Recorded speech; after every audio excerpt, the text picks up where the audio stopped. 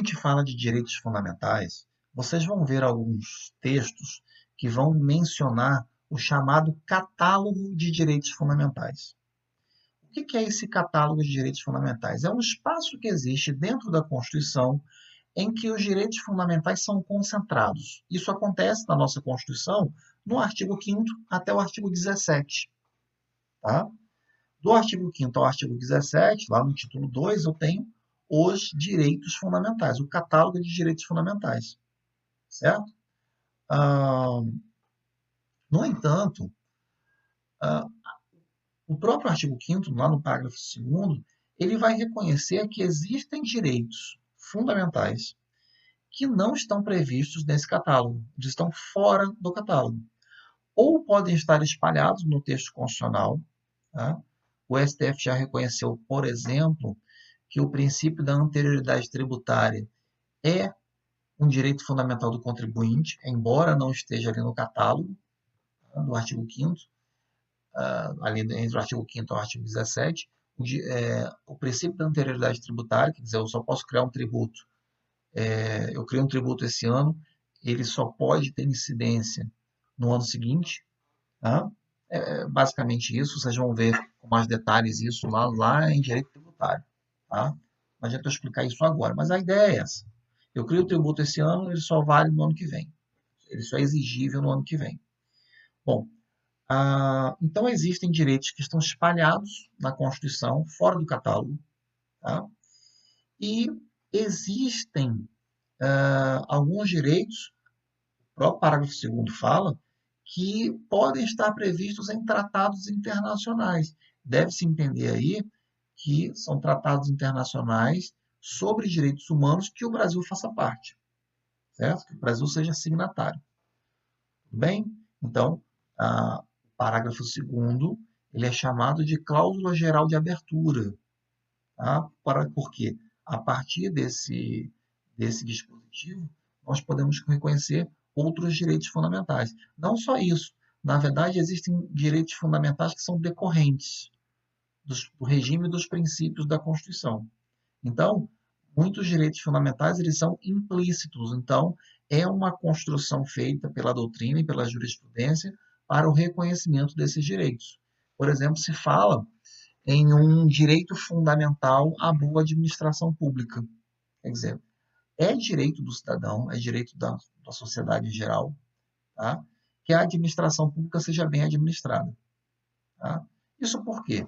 Porque se a administração pública for bem administrada, eu vou gastar menos recursos e vai sobrar mais dinheiro para implementar outros direitos fundamentais. Então, a ideia é essa. Tá? Isso está previsto na Constituição? Expressamente não. Mas a gente pode deduzir de uma série de dispositivos que esse direito está lá na Constituição, implícito. Bem? Bom, vamos lá. Um outro exemplo que o STF se manifestou foi sobre o direito de manter-se associado. Tá? Houve um julgamento em que uma associação ela expulsou um associado sumariamente, e aí o STF falou, não, para expulsar um associado tem que ter devido processo legal. Ele tem que ter direito de defesa, tem que ter contraditório, ampla defesa, tem que ter tudo. Depois disso aí, pode até ser expulso.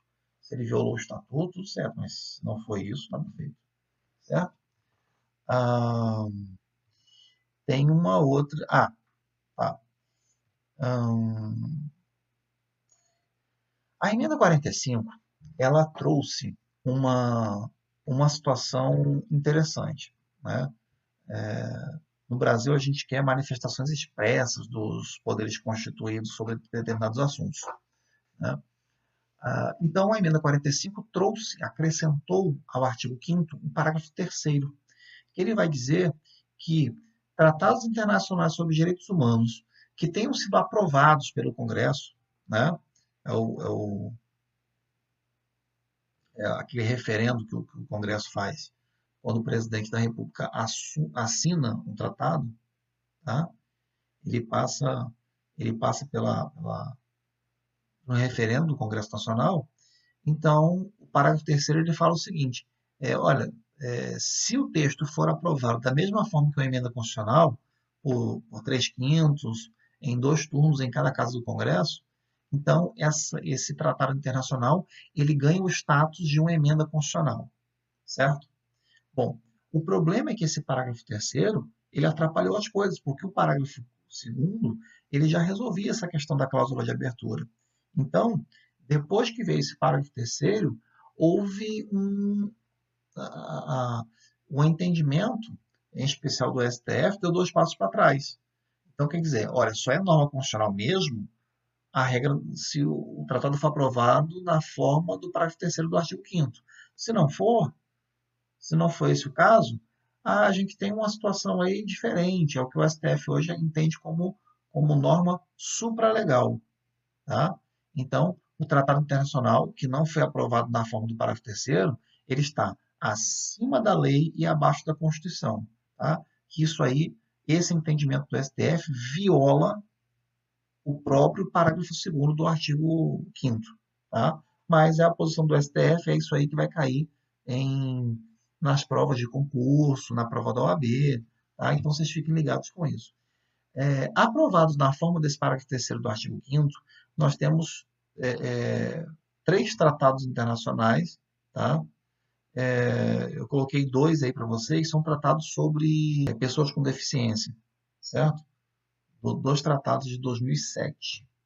É importante a gente falar um pouco sobre essa posição do STF aí, em relação aos tratados internacionais, certo? No julgamento do recurso extraordinário 466-343, o STF firmou em 2008 que os tratados internacionais sobre direitos humanos, que não tenham sido aprovados na forma do parágrafo 3º, eles têm o caráter de supralegal. Né? Eles estão acima da lei e abaixo da Constituição. Certo? Então, eu coloquei aí para vocês uma pirâmide, partindo daquela ideia de Kelsen, né, de hierarquia de normas, só para a gente ter uma ideia, certo? Para ficar visual isso. Tá bom? Então, nós temos a Constituição da República, no ápice da pirâmide, depois os Tratados Internacionais de Direitos Humanos. Tá? Se o Tratado Internacional de Direitos Humanos tivesse sido aprovado na forma do parágrafo 3º, ele fica junto com a Constituição lá em cima. Tá? Aí depois nós temos os Tratados Internacionais de Direitos Humanos e depois leis e tratados comuns. Certo? Vamos lá. Vamos em frente.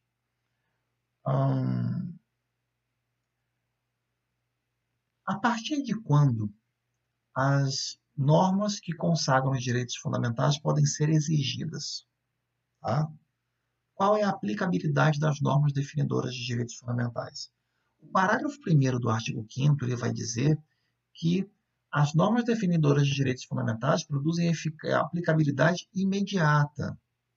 Tá? Então, quer dizer, a partir da promulgação do texto constitucional, os direitos fundamentais já são exigíveis, certo? Isso a gente não tem problema em relação aos direitos de primeira dimensão, que são aqueles direitos de cunho negativo, lembra? Então, esses direitos de cunho negativo,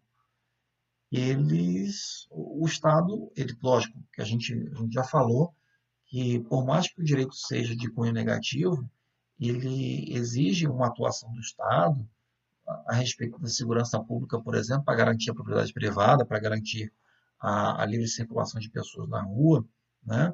Eu preciso de ter um aparato de segurança pública, até aí tudo bem, só que é mais fácil eu possibilitar a implementação desses direitos do que dos direitos de segunda dimensão, que são os direitos à saúde, à educação. Eu tenho que construir escolas, eu tenho que contratar professores, eu tenho que construir postos de saúde, eu tenho que colocar um serviço de saúde funcionando, hospitais, tá?